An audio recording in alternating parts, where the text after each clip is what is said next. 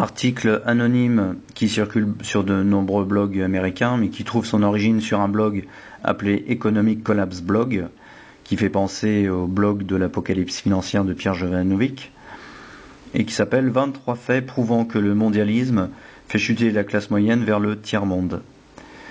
Donc je vais faire un résumé de cet article et aborder tous les points. Et il faut savoir que tous les faits comportent des liens vers des sources qui appuient les chiffres. Dorénavant, dès que vous entendrez le terme d'économie mondiale, vous devriez immédiatement l'assimiler à destruction de la classe moyenne américaine. Depuis plusieurs décennies, l'économie américaine a été lentement mais sûrement fusionnée dans une économie mondialisée. Malheureusement pour la classe moyenne, le reste du monde ne partage pas les lois sur le salaire minimum et la protection des travailleurs. La compétition déloyale qu'exercent des armées d'esclaves sous-payés contribue à accélérer la fuite des emplois industriels des États-Unis vers l'étranger et à une tertiarisation de l'économie américaine. Donc cette tertiarisation, la société de services, ne contribue plus à garantir des salaires confortables et pérennes. La vérité est que l'économie mondialisée est mauvaise pour l'Amérique. Voici 23 faits qui prouvent que le mondialisme abaisse le niveau de vie de la classe moyenne américaine au niveau de celui du tiers-monde. Point numéro 1. De décembre 2000 à décembre 2010, les États-Unis ont accumulé un déficit commercial total de 6100 milliards de dollars. La source est World Daily. Point numéro 2.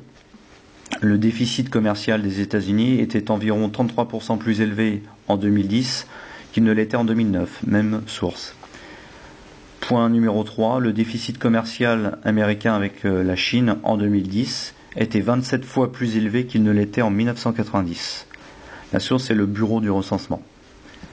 Point numéro 4. L'économie des États-Unis substitue rapidement des emplois mal payés aux emplois bien payés.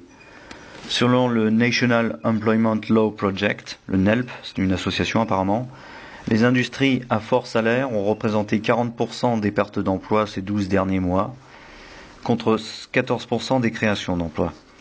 Les industries à faible salaire, elles, ont contribué à 23% des pertes d'emplois, contre 49% des créations d'emplois. La source est le Huffington Post. Je ne vais pas donner les sources à chaque fois. Le lien menant vers l'article sera donné sous la vidéo.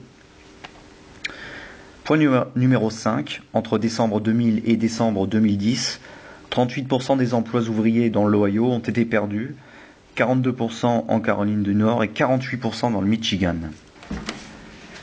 Point numéro 6. En Allemagne, les exportations représentent 40% du produit intérieur brut.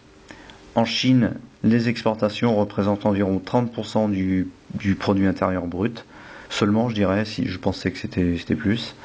Aux États-Unis, elles ne représentent que 13% du PIB. Point numéro 7. En 2010, les États-Unis ont vu un déficit commercial dans le secteur automobile et des pièces automobiles de 110 milliards de dollars.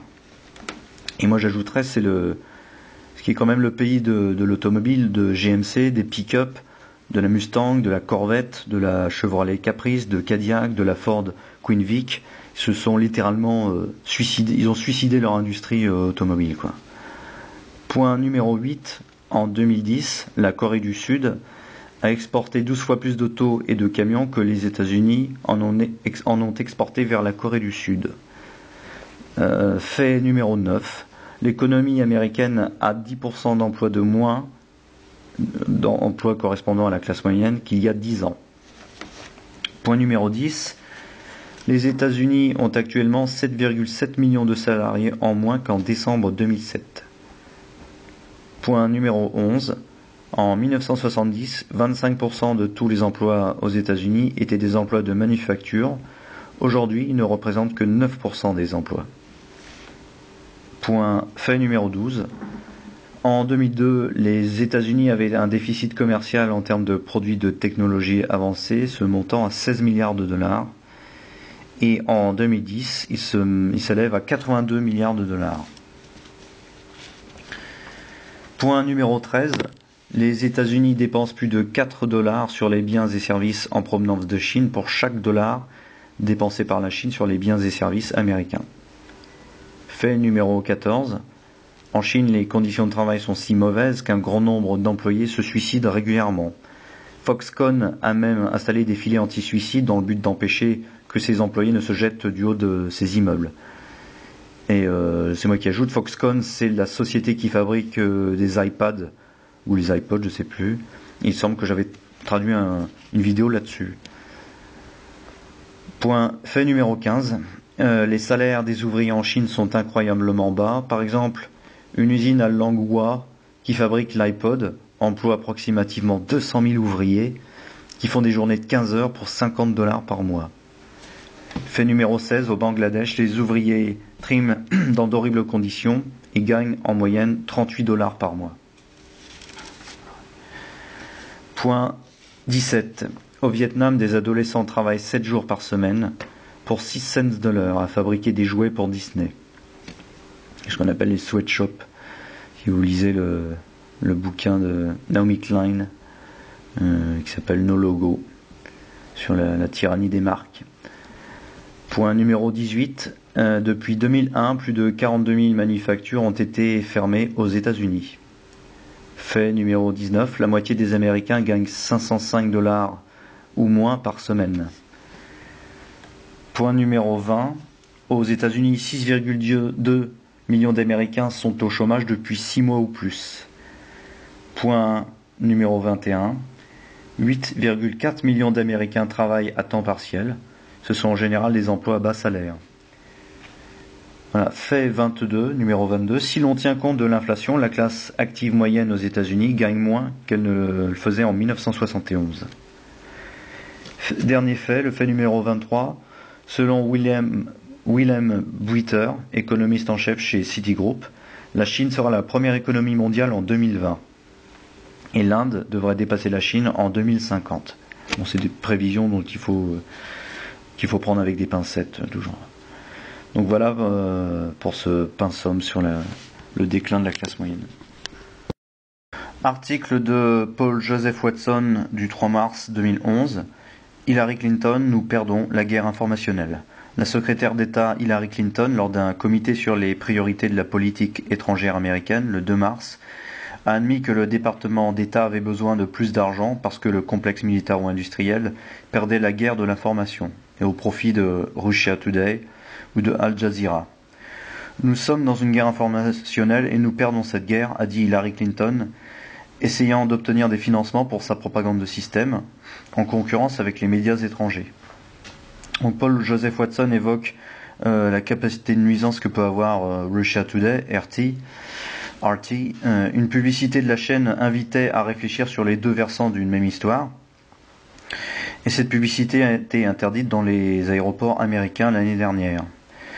Hillary Clinton remarque que les Russes ont mis en place un réseau de langue anglaise. Elle fait référence à Russia Today, maintenant vu dans le monde entier, et RT est pionnière sur des sujets brûlants que les médias castrés américains n'osent aborder, comme le 11 septembre, les réunions du groupe Bilderberg ou l'implication des mondialistes dans la vague de révolutions actuelles. Alors que les médias américains demeurent dans leur obsession dialectique droite-gauche, des médias tels que Al Jazeera, CCTV en Chine ou RT gagnent de plus en plus de spectateurs car ils se fixent sur de la véritable information, selon Hillary Clinton. Ajoutant, elle poursuit, vous pourriez être en désaccord avec ça, mais on sent qu'on a des informations réelles 24 heures sur 24, à la place de millions de pubs et de discussions entre orateurs connus, et les trucs que nous faisons avec nos news et qui ne sont pas particulièrement informatifs. Elle dit aussi, je me souviens d'un général afghan me disant que la seule chose qui lui venait à l'esprit avec les Américains, c'était que tous les hommes faisaient du catch et que toutes les femmes se baladaient en bikini. Parce qu'il avait vu à la télé, ce qu'il avait vu à la télé, c'était Alerte à Malibu et les combats de catch. Donc elle reconnaît que la télévision américaine est si stupide qu'elle a un impact négatif sur la perception qu'ont les étrangers des États-Unis. Alors nos médias privés, en particulier les programmes culturels, fonctionnent souvent à contre-courant de ce que nous sommes vraiment en tant qu'Américains. Bien sûr, Hillary Clinton, membre du CFR et mondialiste de premier ordre, se soucie peu de la dégradation d'un tissu social US causé par ces médias médiocres, mais elle s'inquiète davantage du fait que le complexe militaro-industriel perd un bon véhicule pour vendre ses guerres. Donc voilà pourquoi Hillary Clinton se bat contre les efforts des républicains visant à réduire de moitié le budget du département d'État et l'utilisation de Twitter et autres médias sociaux pour la propagande d'État.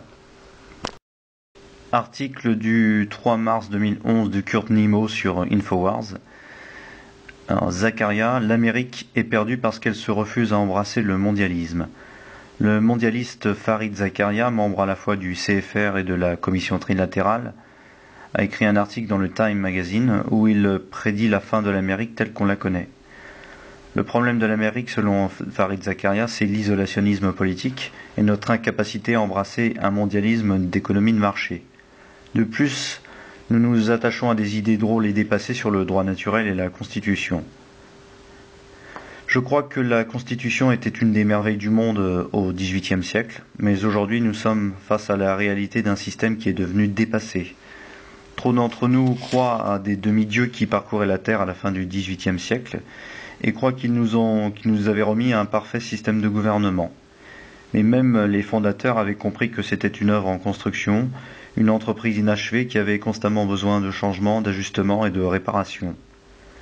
En d'autres termes, analyse Kurt Nemo, si les pères fondateurs étaient vivants, ils embrasseraient la cause mondialiste. Alors, comme déjà mentionné, Fareed Zakaria est membre du CFR et de la Commission trilatérale. Le but affiché de la trilatérale est de créer un nouvel ordre économique international, en d'autres termes un gouvernement mondial au détriment de la souveraineté nationale. La Commission trilatérale est internationale et vise à être un véhicule à la consolidation multinationale des intérêts du commerce et de la banque, en s'emparant du contrôle du gouvernement politique des États-Unis, disait le défunt Barry Goldwater. La commission trilatérale représente un effort talentueux et coordonné pour s'emparer du pouvoir et consolider les 4 centres du pouvoir, politique, monétaire, intellectuel et ecclésiastique. Il n'est donc pas étonnant qu'Obama ait été vu en train de lire Le Monde post-américain, le livre de Zakaria. Pour Obama, lire ce livre et se faire photographier avec est une chose naturelle. Après tout, son administration est truffée de membres du CFR, de mondialistes et de copains de Goldman Sachs. Donc Zakaria sait que les Américains commencent à avoir vent du plan de domination des mondialistes, et c'est pourquoi il attaque les groupes politiques nationaux, les qualifiant de myopes, sans espoir, avec un esprit de clocher destructeur. Donc les politiciens américains sont trop attachés aux intérêts des constituants et tous les intérêts sont conçus pour préserver le passé plutôt que d'investir dans le futur. Fin de citation. Voilà. Donc Fareed Zakaria, c'est un petit peu le Jacques Attali américain.